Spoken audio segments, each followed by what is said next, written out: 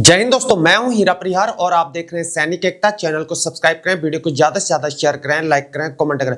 दोस्तों आज हम बात करेंगे वार इंजरी रिलीफ के बारे में, यानी कि हम कहां पहुंच चुके हैं। हमने इनवैलिड पेंशन की बात कर दी, डिसेबिलिटी पेंशन की बात कर दी, वार इंजरी पेंशन की बात कर दी, लिबरलाइज पेंशन की बात कर दी और हमने यहाँ पर इम्पेयरमेंट रिलीफ की बात कर दी। आज हम बात करेंगे यहाँ पर वार इंजरी रिलीफ की बारे में बातचीत करेंगे। आखिर यह किसको मिलता है और इसको पाने के लिए किन किन शर्तों को होना बहुत जरूरी है। हमने की सेना में अगर हम हैं, चाहे इंडियन आर्मी, एयरफोर्स और नेवी, डिफेंस ऑर्गेनाइजेशन में अगर हम अपना सर्विस दे रहे हैं तो हमें किन हालातों में कैसे हमारे साथ हादसा हो जाता है, हमारे शरीर को नुकसान हो जाता है, एनिमी एक्टिविटी में हो जाता है, फौज में हो जाता है, जो वार इंजरी रिलीफ मिलेगा वो अक्सर हमें जो ऑपरेशनल एरिया में होता है उसके जो शर्तें होती हैं उसको जान लेते हैं एक बार।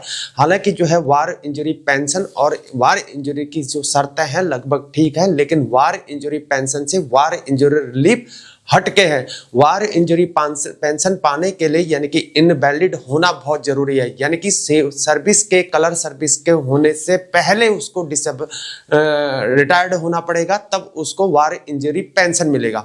लेकिन वो कलर सर्विस करता है यानी कि पूरी सर्विस करता है तो उस वाले केसेस में उसको वार इंजरी रिलीफ ऑथराइज होगा।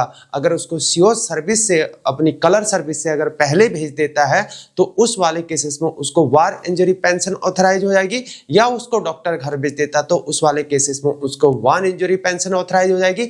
लेकिन जब वो कलर सर्विस करता है तो वार इंजरी रिलीफ ऑथराइज होगी, या प्रीमेच्योर डिस्चार्ज लेगा या वॉलेंटरी डिस्चार्ज लेगा तो उस वाले केसेस में भी उसको वार इंजरी रिलीफ ऑथराइज होगी। लेकिन अब देखते हैं दोस्तों, व्हाइट बोर्ड में चलते हैं। वार इंजरी रिलीफ जैसे इसकी ऑथराइजेशन जो है ERGMO 2023 के अकॉर्डिंग है। ध्यान से सुनना, आप कहीं कंफ्यूज नहीं होना है। War injury relief is a monthly disability compensation लिखा है। वार इंजरी रिलीफ जो है आपको एक डिसेबिलिटी कंपनसेशन दिया जा रहा है। कंपनसेशन मतलब होता है अंशदान, यानी कि शरीर में हुए नुकसान चाहे वो किसी भी कारण से हुआ, यानी कि वार इंजरी है तो दुश्मन के कारण से या ऑपरेशन में हुए हादसे से हो सकता है, तो उस वाले केसेस में जो हमारे शरीर की जहाँ क्षति हो चुकी है उसकी क्षतिपूर्ति के लिए अंशदान दिया जा रहा है। Calculated as defined percentage of the last reckonable emoluments, इसको लास्ट रिकॉनेबल इमॉल्वमेंट्स पर इसको कैलकुलेट किया जाएगा। बोला जो लास्ट रिकॉनेबल इमॉल्वमेंट्स होती है जब हम रिटायर हो रहे होते हैं, जो हमारी पे स्लिप होती है उसकी बेसिक पे, क्लास पे, MS पे, अगर जो ग्रुप X पे ले रहा है तो ग्रुप X पे यानी कि टेक्निकल वाले जो होते हैं जिसका AICT से अप्रूव्ड डिप्लोमा प्राप्त होते हैं तो उनको जो है यहाँ पर ग्रुप X पे मिलता है, या टेक्निकल में भर्ती हुए होते हैं तो उनको ग्रुप X मिलता है। तो ग्रुप X पे का उसको इंक्लूड होता है, वो लास्ट रिकॉनेबल इमॉल्वमेंट से जो जोड़ के आएगा वही हमारा लास्ट रिकॉनेबल इमॉल्वमेंट्स होता है। और जो इमॉल्वमेंट्स होता है यानी कि एक बेसिक पे एक इमॉल्वमेंट्स, MS पे इमॉल्वमेंट्स, क्लास पे इमॉल्वमेंट्स, ग्रुप X पे इमॉल्वमेंट, पूरा जोड़ दिया रिकॉनेबल इमॉल्वमेंट्स, ठीक है ना। हु आर रिटायर्ड और डिस्चार्ज फ्रॉम सर्विस वॉलेंट्री और प्रीमेच्योर, तो जो जवान यहां पर जो है जब रिटायर हो रहे हैं या तो वॉलेंट्री डिस्चार्ज हो रहे हैं या प्रीमेच्योर डिस्चार्ज हो रहे हैं या कलर सर्विस पूरी कर रहे हैं, ठीक है ना, with A disability sustained under circumstances, तो यानी कि उसकी डिसेबिलिटी निर्धारित की जाएगी किसके अंतर्गत accepted as category E, category E को accept category E and assessed not less than 20%। तो आपकी डिसेबिलिटी जो निर्धारित की होनी चाहिए RMB के अंतर्गत 20% डिसेबिलिटी निर्धारित की होनी चाहिए। मान ले जाए अभी अगर डिसेबल हो गए और डॉक्टर ने अभी 5% दे दिया, लेकिन कल के दिन जब रिटायर हो रहे होते हैं तब उस समय 20% होना चाहिए। इसका कहने का मतलब है तो किसी अगर कोई वार कैजुअलिटी है वो सोच रहा होगा मेरे को 5% डिसेबिलिटी दे रखी है, ऐसा नहीं हो सकता। अगर वार कैजुअलिटी है तो 100% उसकी कैजुअलिटी ज्यादा होगी, 20% से ज्यादा ही होगी हमेशा। अगर वार का जो गन्नेट के छर्रे पड़ जाते हैं, गोली लग जाती है, तमाम तरीके के कार्रवाई हो जाते हैं। यह बैटल कैजुअलिटी होता है, ऑपरेशन के दौरान हाथ टूट गया, पांव टूट गया, तो ये चीजें होती है। एट्रीब्यूटेबल टू मिलिट्री सर्विस होना चाहिए, ठीक है ना।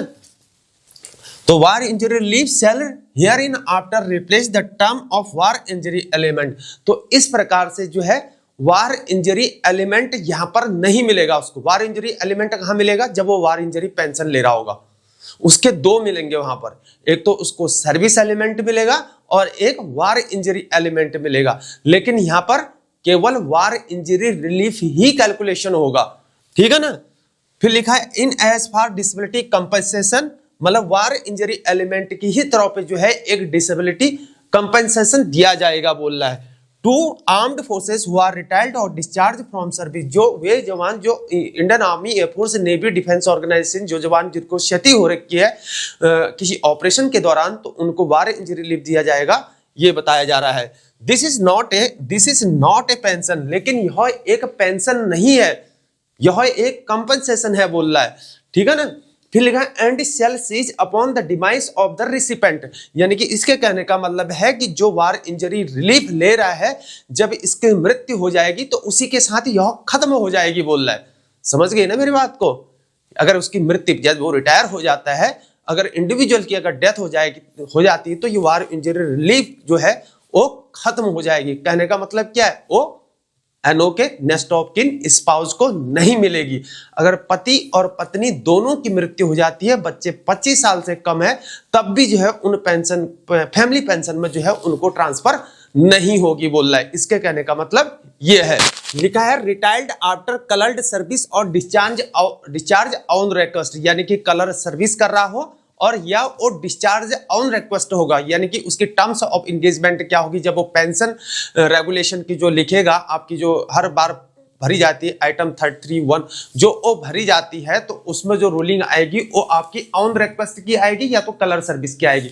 जब तभी जो है आपको वार इंजरी रिलीफ मिलेगा। लेकिन अगर बाय चांस आपको सीओ घर भेज देता है, डॉक्टर घर भेज देता है, तो फिर क्या मिलेगा? वार इंजरी पेंशन मिलेगा। और जब भी वार इंजरी पेंशन लेना हो तो उसको क्या होना चाहिए? Attributable to military service with battle casualty होना चाहिए। और वार इंजरी रिलीफ पाने के लिए भी attributable to military service with battle casualty होना चाहिए। समझ गए ना? या विद बैटल कैजुअलिटी या वार कैजुअलिटी, ठीक है ना। तो फिर ब्रॉडबैंड डिसेबिलिटी क्या होनी चाहिए? और जो ब्रॉडबैंड है वो मिनिमम एसएसटी क्या होना चाहिए? 20% एसएसटी क्या होना चाहिए? और 20% ब्रॉडबैंड टू 50, 50 ब्रॉडबैंड टू 75 और 75 ब्रॉडबैंड टू 100% इस प्रकार से होगा। और जो बैटल कैजुअलिटी होते हैं वो मिनिमम 20% ब्रॉड होते ही हैं और मोस्टली जो है 60% भी होते ही हैं। तो इन प्रकार से आपको समझना है। और जो वार इंजरी पेंशन होती है वो हमारी क्या होती है? 100% क्या होती है? जो उसका सर्विस, हमारा सर्विस एलिमेंट्स बैठता है वो क्या होती है? 100% ऑफ लास्ट रिकॉनेबल इमॉल्वमेंट्स होती है। तो इन बातों को हमको समझना है। और इस प्रकार से उनकी पेंशन क्या हो जाती है? डबल हो जाती है। और वही चीज जो है वार इंजरी रिलीफ में भी होगा। आपकी पेंशन जो वार इंजरी रिलीफ मिलेगा, यानी कि जो कोई एक नॉर्मल जाएगा, इनवैलिड पेंशन लेके जाएगा, डिसेबिलिटी पेंशन लेगा, तो उसका क्या होता है? नॉर्मल बनेगा। जो डिसेबिलिटी निर्धारित की गई है उसके आधार पर होगा। लेकिन आप जो वार इंजरी रिलीफ लेगा उसका क्या हो जाएगा? डबल हो जाएगा। लेकिन उसका क्या नहीं लगेगा? उसका डीआर नहीं लगेगा। तो वार इंजरी रिलीफ में हमको डीएनएस रिलीफ ऑथराइज नहीं है। और जो वार इंजरी पेंशन लेगा उसमें हमको डबल पेंशन यानी कि डबल ऑथराइज हो जाएगी, लेकिन उसमें डीआर भी लगेगा। लेकिन यहां पर डबल ऑथराइज होगी लेकिन डीआर नहीं लगेगा। तो दोस्तों इन बातों को हमने समझना है। अगर आपका कोई डाउट है तो आप मुझे कमेंट कर सकते हैं, मैं जरूर उसका हमेशा रिप्लाई करता हूं और रिप्लाई करने की हरदम कोशिश करूंगा। अब इसके बाद आती इसके कैलकुलेशन की, लेकिन वीडियो हो जाती लंबी और देखने वाले हो जाते हैं बोर। इसलिए जो है इसकी अगली बार जो है 1, 2, 3 एग्जाम्पल जो हम वार इंजरी रिलीफ कैलकुलेशन की एक वीडियो फिर से बनाएंगे और आपको समझाएंगे कि वार इंजरी पेंशन किस प्रकार से और इस प्रकार से यहां पर कैलकुलेट होगी। तो दोस्तों अगर आपको हमारी जानकारी अगर अच्छी लगी कि मैंने वार इंजरी पेंशन के लिए क्या शर्त है, इनको बताने से अगर आपको संतुष्टि मिलती है, हमारे वीडियो को लाइक करें, चैनल को शेयर करें, चैनल को सब्सक्राइब करें, क्योंकि इस प्रकार की जानकारी केवल हमारे ही चैनल में आपको प्राप्त हो पाएंगी। तो दोस्तों लेते हैं आपसे विदा। आज के लिए इतना ही। जय हिंद, जय भारत, वंदे मातरम, भारत माता की जय।